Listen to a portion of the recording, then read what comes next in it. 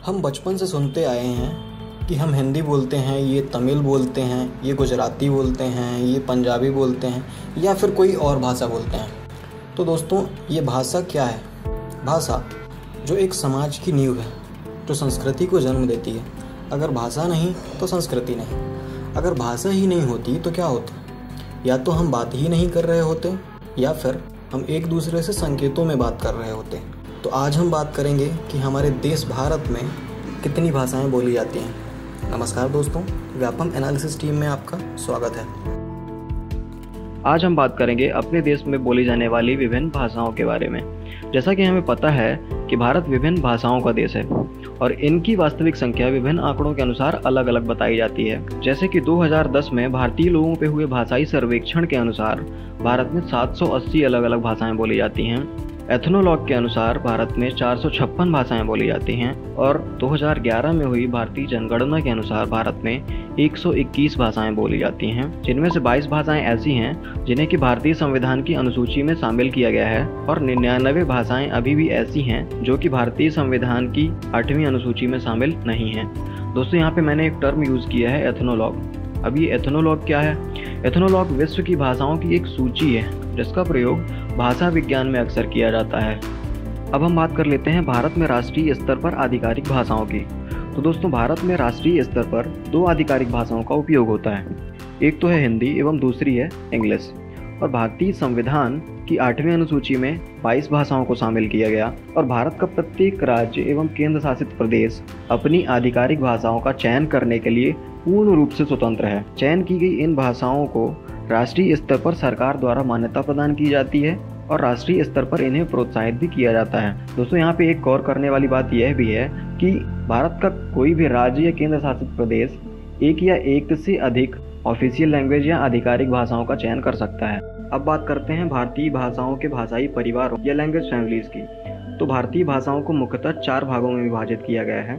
पहला है Indo Aryan language family, जो कि इंडो यूरोपियन लैंग्वेज फैमिली से विभाजित किया गया और यह भारत का सबसे बड़ा भाषाई परिवार है। दूसरा है दक्षिण भाषा परिवार, जिसके सदस्य भाषाएं ज़्यादातर दक्षिण भारत में बोली जाती हैं। इन 2 बड़े भाषाई परिवारों के अलावा तिब्बतो बर्मन, ताई कदाई एवं अंडमानी भाषा परिवार हैं। अब लैंग्वेज फैमिलीज की डिटेल्स पर नज़र डालते हैं। तो हिंद आर्य भाषाएं हिंद यूरोपीय भाषाओं की हिंद ईरानी शाखा की एक उपशाखा है। इस परिवार की अधिकतर भाषाओं का जन्म संस्कृत भाषा से हुआ है और संस्कृत भाषा का जन्म लगभग 3500 वर्ष पूर्व माना गया है। हिंद भाषा परिवार को मुख्यतः 6 भागों में विभाजित किया गया है।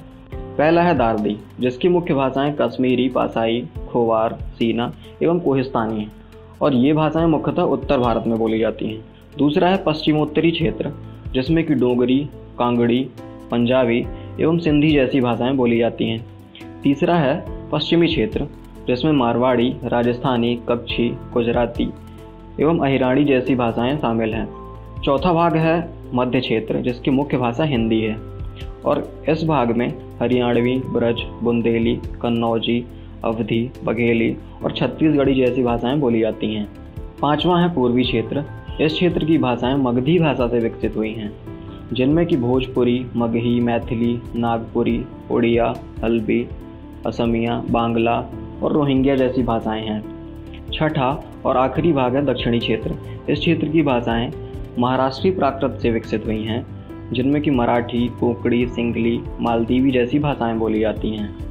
अब यदि द्रविड़ भाषा परिवार की बात की जाए तो द्रविड़ भाषाओं का जन्म कहाँ से हुआ है, यह अभी तक स्पष्ट रूप से पता नहीं चल पाया है, क्योंकि ये भाषाएं किसी और भाषा परिवार के साथ कोई संबंध साझा नहीं करती हैं। द्रविड़ भाषाओं के संबंध में लोग ये भी मानते हैं कि इन्हें यूराली या यूरैलिक भाषा परिवार से जोड़ा जा सकता है, जिसमें कि हंगेरियन और फिनिश जैसी भाषाएं शामिल हैं।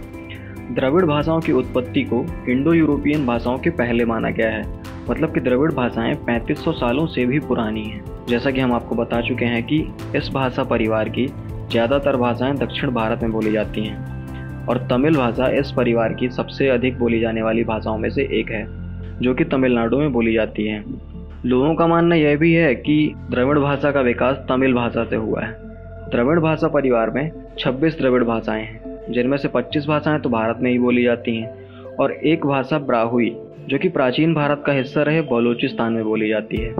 तमिलनाडु में तमिल, कर्नाटक में कन्नड़, केरल में मलयालम, और आंध्र प्रदेश में तेलुगु बोली जाती है और यही भाषाएं इस परिवार की बड़ी भाषाएं हैं।